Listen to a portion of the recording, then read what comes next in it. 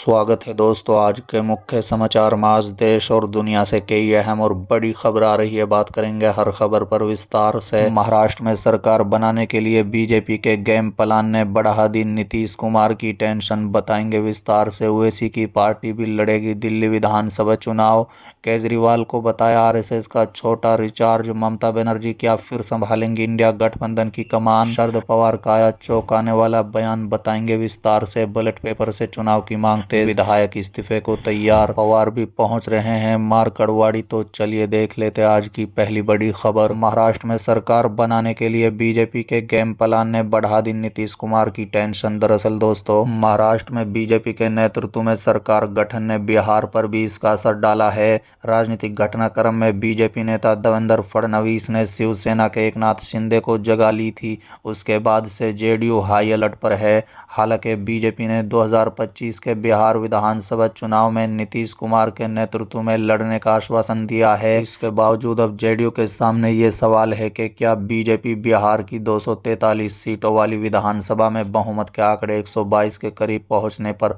महाराष्ट्र वाला प्रयोग दोहरा सकती है। टाइम्स ऑफ इंडिया की रिपोर्ट के मुताबिक हालांकि कोई भी ऑन रिकॉर्ड बोलने को तैयार नहीं हुआ है, लेकिन जेडीयू के वरिष्ठ पदाधिकारियों ने कहा कि बीजेपी ने बिहार के गठबंधन मॉडल को अपनाने के शिंदे के प्रस्ताव को खारिज कर दिया है, जिसमें नीतीश अपनी पार्टी की ओर से बीजेपी से कम सीटें जीतने के बावजूद सीएम बने हुए हैं। बता दें कि महाराष्ट्र में शिंदे ने एनडीए के अभियान का नेतृत्व किया था और सत्ता में वापसी की उम्मीद जताई थी। 2020 के बिहार चुनाव में जेडीयू ने सिर्फ 43 सीटें जीती, जो बीजेपी की 74 सीटों से 31 कम थी। फिर भी नीतीश कुमार को सीएम पद की पेशकश की गई। हालांकि महाराष्ट्र के घटनाक्रम के बाद जेडीयू नीतीश के भविष्य पर बहस रही है। बता दें, एक वरिष्ठ पदाधिकारी ने नाम न बताने की शर्त पर कहा है कि नीतीश सत्ता के भूखे नहीं है और उन्हें अपनी पार्टी के खराब प्रदर्शन के कारण 2020 में सीएम बनने से इनकार कर दिया था। एक जेडीयू नेता ने कहा है कि 2020 के नतीजों के बाद नीतीश ने पार्टी की सीटों की संख्या का हवाला देते हुए सीएम पद पर बने रहने से इनकार कर दिया, लेकिन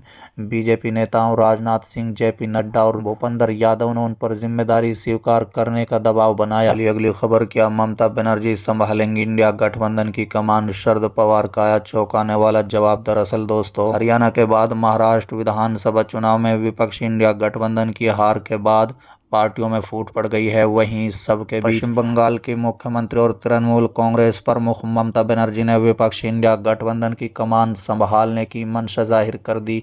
उन्होंने ये इच्छा जाहिर कर कांग्रेस को बड़ी चुनौती दे डाली है, जिसके बाद देश भर के राजनीति गर्मा गई है।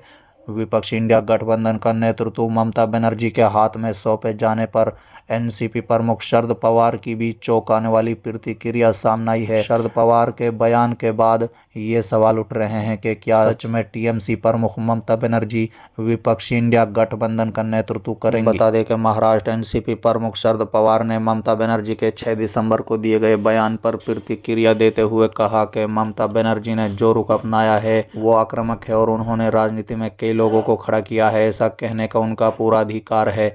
इसके साथ ही शरद पवार ने साफ तौर पर कहा कि ममता बनर्जी में इंडिया गठबंधन के नेतृत्व करने की क्षमता है।